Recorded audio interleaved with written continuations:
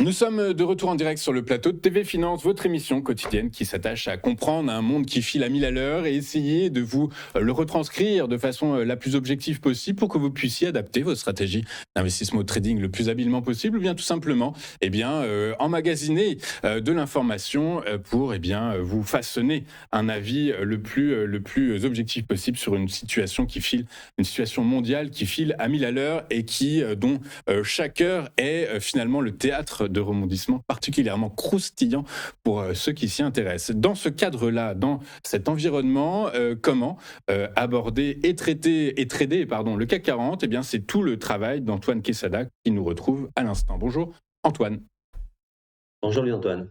Merci Antoine d'être avec nous ce matin. Antoine Quesada, vous êtes trader, formateur et coach chez AQTS.fr. Antoine, les négociateurs américains et iraniens semblent être parvenus à un accord de principe pour prolonger le cessez-le-feu et entamer de nouvelles négociations nucléaires. Résultat, le pétrole baisse ce matin. Résultat, les indices regardent vers le haut.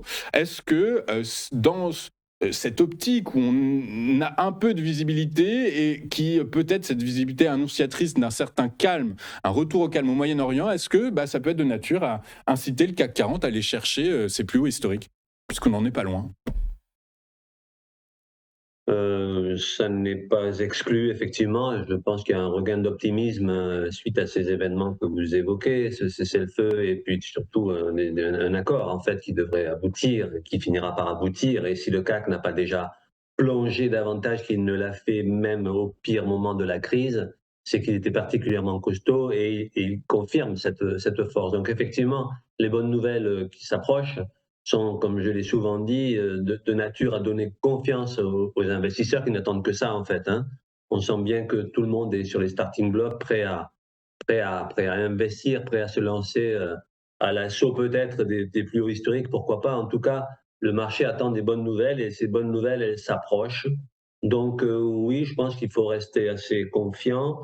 Je pense, et là sur le graphique en journalier, depuis le rebond du 18 mai sur les 7854 points, le CAC a montré à quel point il avait envie effectivement d'aller vers le haut, même si d'un point de vue strictement graphique, et là je vais parler au présent, là c'est un graphique en journalier, on est coiffé par une oblique baissière qui est ici en noir, et en même temps coiffé par la grosse résistance en rouge ici, une résistance historique qui est là depuis très très longtemps, les 8260 points. Donc on a ouvert en légère hausse, là on est à 8232 points, donc on est tout près de cette grosse zone de résistance, mais malgré tout, on sent quand même une pression plutôt haussière, et donc comme si on voulait effectivement faire sauter ce couvercle qui en ce moment-là libérerait un potentiel qui, pourquoi pas, pourrait nous amener dans les jours ou semaines qui viennent, sauf nouvel événement majeur qui doucherait les ambitions les plus optimistes des investisseurs, qui pourrait donc nous amener, pourquoi pas, vers les plus hauts historiques dans les jours ou semaines qui viennent. On va passer sur le graphique en 4 heures cette fois-ci. Vous vous rappelez que la semaine dernière, j'avais tenu à vous montrer ce graphique en 4 heures, alors que traditionnellement, je vous montre un hebdomadaire et un journalier. Là, je fais un journalier et un 4 heures. Pourquoi je vous en ai parlé, vous vous rappelez? Parce qu'il y a ici une figure de retournement à la hausse, évidemment de relativement court terme, parce que ça n'est qu'un 4 heures. Mais en plus, cette figure de retournement à la hausse est une épaule, tête-épaule inversée.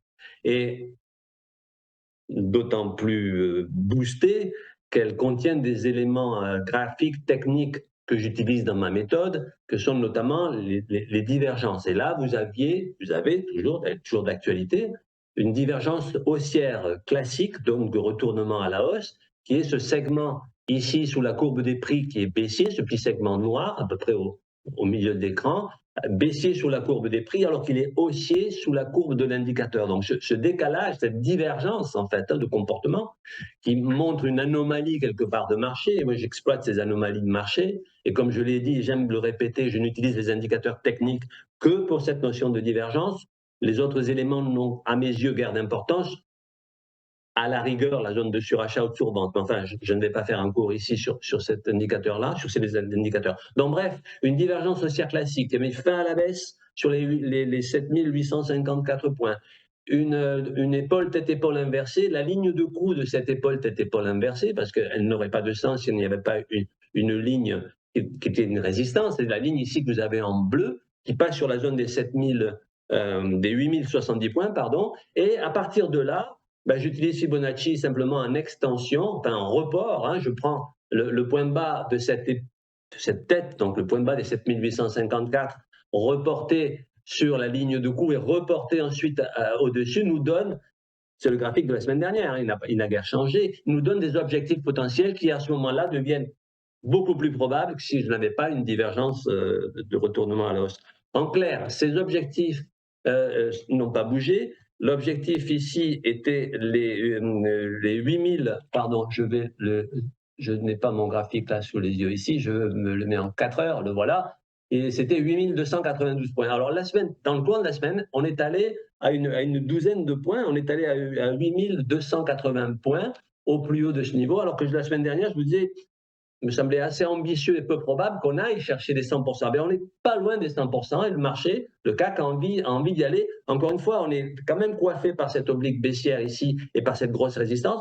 Mais enfin, c'est de bon augure. Le CAC pousse vers cet objectif-là. Et si on venait, alors là, j'extrapole pour répondre un peu à votre question, si on venait ensuite à clôturer au-dessus des 100% et de s'y maintenir, ce qui n'est pas gagné, puisqu'avec, en fait, tous les jours a son lot de bonnes ou de mauvaises nouvelles, bien qu'on est plutôt dans une phase plutôt positive. À ce moment-là, on pourrait envisager une extension de ces 100%, c'est-à-dire les 161,8% d'extension. Là, on aurait certainement une accélération rapide et effectivement, les 8427 nous ramènent à quelques points près sur la zone des plus hauts historiques. Mais on n'en est pas encore là.